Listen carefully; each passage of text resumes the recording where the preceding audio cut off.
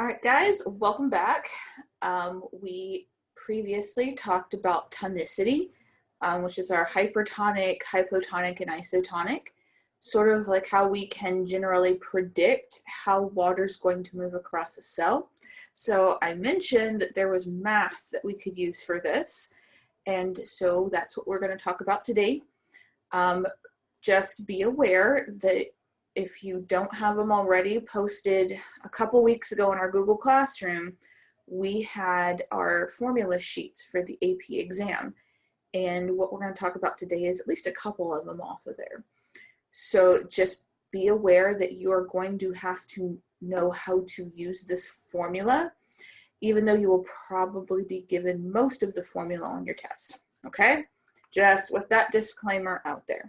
So let's talk about water potential. So water potential is a physical property that predicts the direction water will flow. All right, it's pretty straightforward. It's kind of like tonicity. So this includes the effects of solute concentration and physical pressure. Okay, so when we do our formula for water potential, you're going to notice that there is one with P and one for S because we have to take both the solute and the pressure into consideration. So water is going to flow from areas of higher water potential to areas of lower water potential. Something that you need to be prepared to deal with, and I'm going to post a second video that will talk a bit about this. Remember that if two numbers are negative, the bigger number with the negative sign on there is technically less, right? So it's more negative than the other one. So that would make it less. Just try to remember your integer rules because you're gonna need it for this.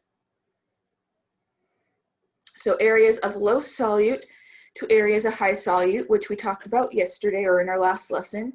So water goes from the hypotonic side to the hypertonic side. Just trying to even it out. And then areas of high pressure to areas of low pressure, which that just makes sense to us. If you try to squeeze, say, toothpaste out of a tube, right? That pressure you have on one side is going to make it move to the side with less pressure, right? So we know that instinctively. Okay, so here's your water potential formula.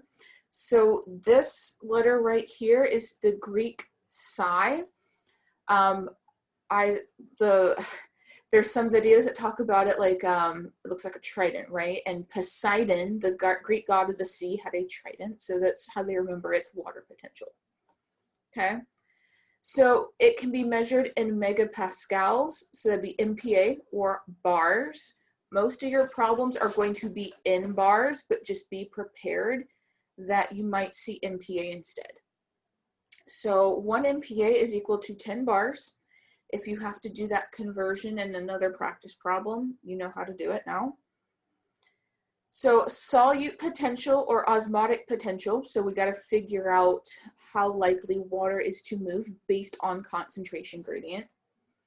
So an increase in solutes causes binding to more free water. So what this means is that the more of, say, salt I have in there, it's tying up the water that's floating around with that molecule. So when something like salt dissociates in water, the water molecules will surround those ions. So they're not floating around free anymore. That ion is binding them up. So that happens. So it reduces water potential. It's going to make it more negative if this is going on. And so pure water has its MPa is 0. You might see that in a problem. So if you think about it, right, there's not going to be any osmosis happening if there's pure water on both sides. But if I put some pressure in at side P, I could push the water across the membrane, if that makes sense. So pressure potential, it's physical pressure. It can be positive or negative relative to atmospheric pressure. So if something is in a vacuum, there's obviously negative pressure there. or if I'm like sucking air out, it's negative pressure. If it's positive pressure, that means I'm like pushing or pulling it, okay? So if you see open air in a problem, you can automatically determine that your psi p is 0. So it's, that part's easy. There's never going to be a lot of math involved with us doing psi p. We're always going to be concerned with psi s. All right, so psi s has its own formula. I'm sorry, just write it down and we're going to work with it. Okay, so we have solute potential, and we have something called an ionization constant. So it's the number of particles formed when that molecule is put in water. So if it doesn't ionize, then its constant is 1. So that's like sucrose, okay? Sugar. If it says sugar, all right, you know that I is going to equal 1. If you see, if you see sodium chloride or table salt, we know that this can ionize in water. It dissociates in water. So its constant is going to be 2. I will be 2 if you use a salt. It's going to be 1 if it's a sugar. I hope you're taking notes. So C is molar concentration. So you're going to see that like 0.25 m or something like that. The units are mostly going to cancel out, so you're not going to have to worry with that a ton. Just you need the 0.25 part. If that makes any sense, I'm so sorry. Hold on. So we've also got our pressure constant, which is R. This number does not change. You only pick which one that you're using based on whether your problem is in bars or in megapascals, okay? If you're using bars, if everything in your equation says bars, then you're using 0.0831. If they give your data to you in megapascals, then you have to use the bottom one. Remember that 10 bars equals 1 megapascal. That's why there is an extra 0 in the 1 for megapascals. Okay? Take a deep breath. We're almost there. Okay, so temperature in Kelvin is what goes in for T. So you're not used to Kelvin. So all you have to do is you take that temperature in Celsius and add 273 to it. If you don't do it, you will not get the right answer to your problem. So just be prepared to do that. Okay?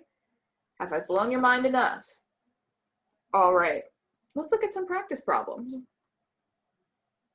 So if the concentration of sodium inside a plant cell is 0.15 moles, which way will water diffuse if the cell is placed in a 0.3 molar sodium chloride solution?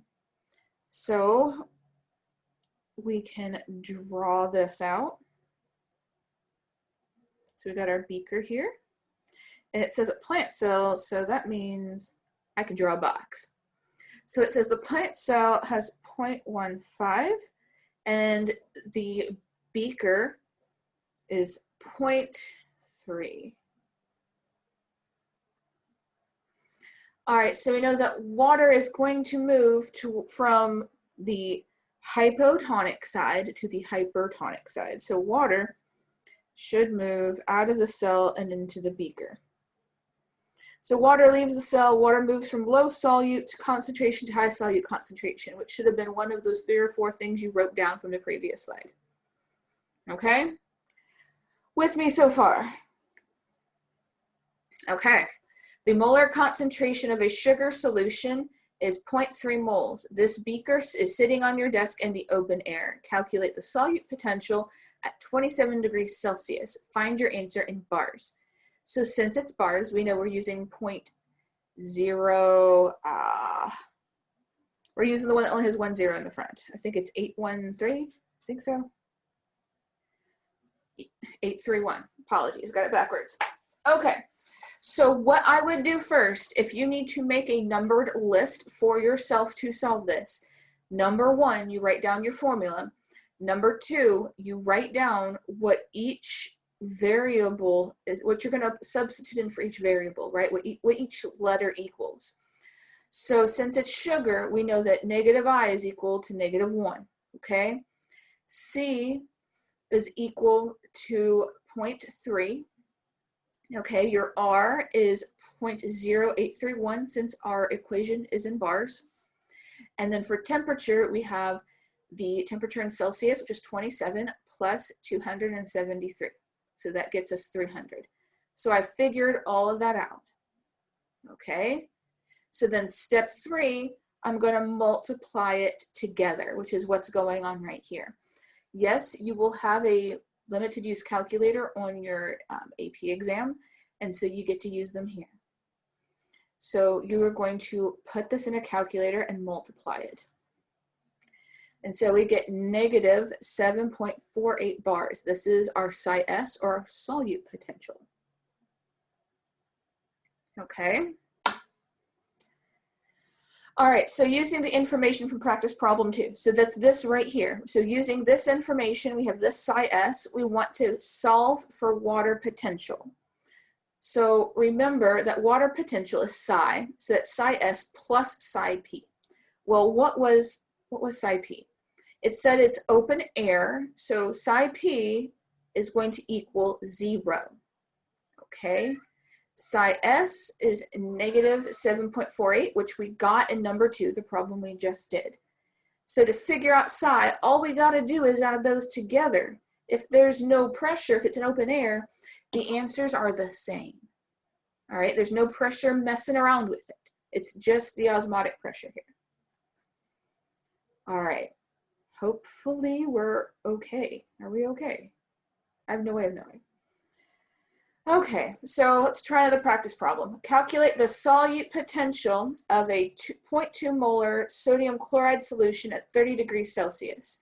So we're using that negative ICRT formula because this is solute potential.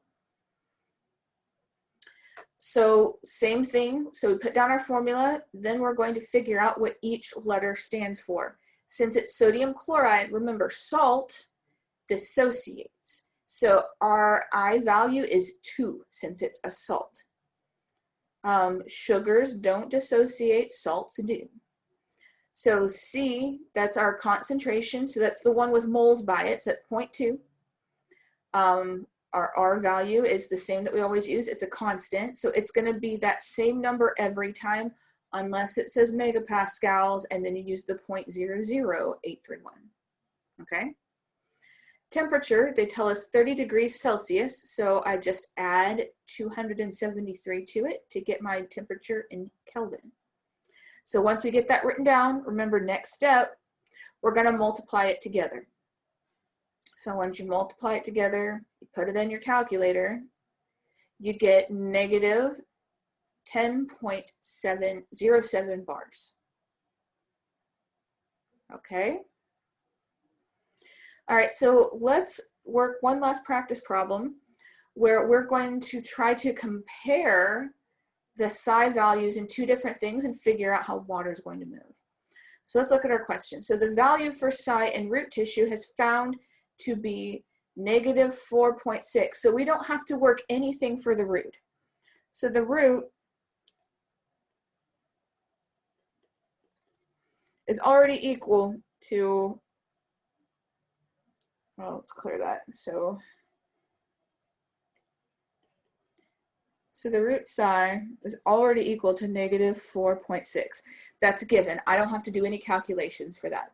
So if I place this root tissue in a 0.2 molar sucrose solution at 20 degrees Celsius in an open beaker, what is the psi value for the solution? What direction will the net flow of water be? Okay, so we need to figure out psi for the solution. So psi S. So we know that it's sucrose, so our I value is only 1. It says its concentration. So this right here is our concentration, so that's 0.2 moles. Our R value is the same we always use because remember it's a constant. And then temperature, it says it's right here. So it's 20 degrees Celsius. and we have to add 273 in order to get Kelvin. So we're going to multiply that out. And so the psi s for the solution is negative 4.87. So now I have to figure out the psi value because we already have the final psi value for the root. So there's no pressure, it's in an open beaker. So its psi is negative 4.87. So remember, we said in the beginning that we go from less negative to more negative. So we go from a higher psi to a lower psi. So we have this, water is going to move into the solution. So it's going to move from the higher value of the root into the solution. So higher psi, oh y'all, higher psi to lower psi, or the more negative. All right, guys, so you are going to have some practice problems to work and turn into me. I'm also going to post another tutorial on this done by someone else. So maybe if my explanation wasn't so clear, maybe that will make it more clear to you. Just hear it from someone else. Please contact me if you have questions. I'm pretty sure a lot of you are going to have questions after this. I'll help you the best I can.